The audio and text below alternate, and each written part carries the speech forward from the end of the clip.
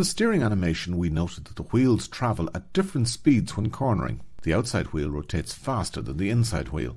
To allow for the speed difference, a differential is used. The differential transmits power to the wheels, provides speed reduction, and splits the torque between the wheels, allowing them to rotate at different speeds. Some early cars had only one driven wheel. However, the system was not balanced and the driving wheel would spin easily. With an open differential, the half shaft has the wheel attached at one end and the sun gear at the other. The sun gears are meshed with a planet gear which can rotate around the sun gear. Normally, there are two planet gears, but we only show one for clarity. Also, we show the gears as plain wheels in this animation. The planet gear is attached to and rotates with the crown gear. The crown gear is meshed with the input pinion from the engine-driven propeller shaft. The differential cage is attached to the crown wheel. When the car drives in a straight line, the input pinion rotates the crown wheel. The planet gear revolves with the cage but does not spin. The planet wheel in turn rotates both sun wheels at the same speed, transmitting power to the road wheels. When cornering, there is a difference in speed between the sun gears. The planet gear will spin on its own axis as well as revolving. One sun gear will slow down while the other speeds up. If we turn the other direction, the planet wheel will rotate in the opposite direction and again allow for a difference in speed. Obviously, all those gears will be lubricated by oil to reduce friction. If one wheel has poor traction, for example because of ice, all the torque will be transmitted to that wheel. It will spin and the car will not move. This is a disadvantage of the open differential. One solution is a differential lock. We have a spline on the half shaft and a spline attached to the cage. When a collar is fitted over them, they're joined together and the half shaft rotates with the cage. It's only necessary to lock one half shaft, as this prevents the differential action. A locked diff will allow no difference in speed between both wheels and is normally only used on off-road vehicles. Some modern vehicles have traction control which mitigates the problems of an open differential by using an anti-lock braking system to limit the slippage of the low traction wheel. The ABS road speed sensors detect the wheel with low traction and apply the brake to that wheel, transmitting more torque to the other wheel. This is called EDL, Electronic Differential Lock.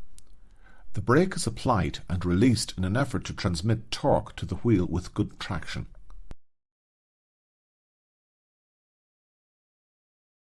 Another option is the limited slip differential L.S.D. They allow for a difference in speed when cornering, but limit slip during low traction conditions. With a viscous type L.S.D, the input pinion drives the crown gear and cage. The cage rotates and drives the sun gears with the planet gears. The cage has a set of plates fixed to it, and the half shaft has another set of plates. The sealed chamber around the plates is filled with a thick viscous liquid. When the car travels in a straight line, both sets of plates rotate together. If one wheel slips, the plates will rotate at different speeds. The viscous fluid will allow slow relative movements of the shafts during cornering, but will oppose a high-speed difference with a slipping wheel. This type of L.S.D is activated by a difference in speed between the plates. Another option is the clutch-type limited slip differential L.S.D. The cage has clutch plates attached to it, while the half shaft has a separate set of clutch plates.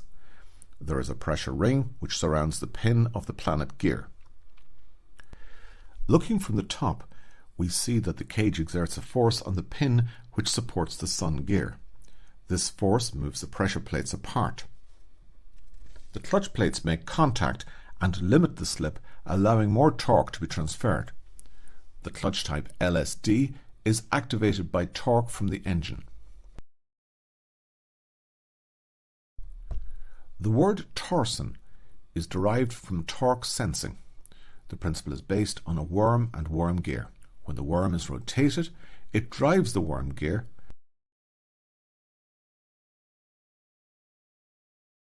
but the gear cannot drive the worm.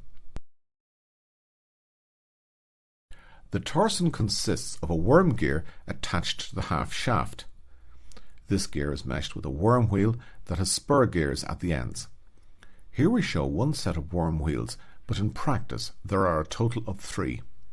When travelling in a straight line, the crown gear rotates and drives both half shafts at the same speed via the worms.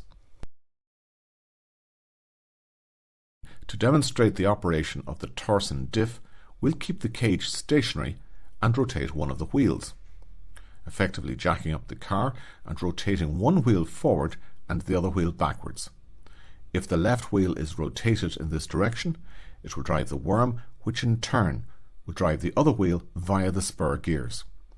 We'll have a similar effect if we rotate in the opposite direction. During normal operation, the input drive pinion drives the crown wheel and cage. The Torsen will allow for speed difference when cornering. However, if one wheel loses traction, the difference in torque causes the differential to bind together and limit the slip. Most road cars will have an open differential, while rally cars will have an L.S.D to limit wheel slip during rapid acceleration, and off-road vehicles will have the option of a locked differential. In a rear-wheel drive car, we have the engine, clutch, transmission and the differential located in the back axle. In a front-wheel drive car, we have the engine, transmission and a differential. With an all-wheel drive car, we normally have 3 differentials, one in the middle to apportion torque between front and rear, one in the back axle and one in the front axle. Normally the centre diff is a viscous coupling.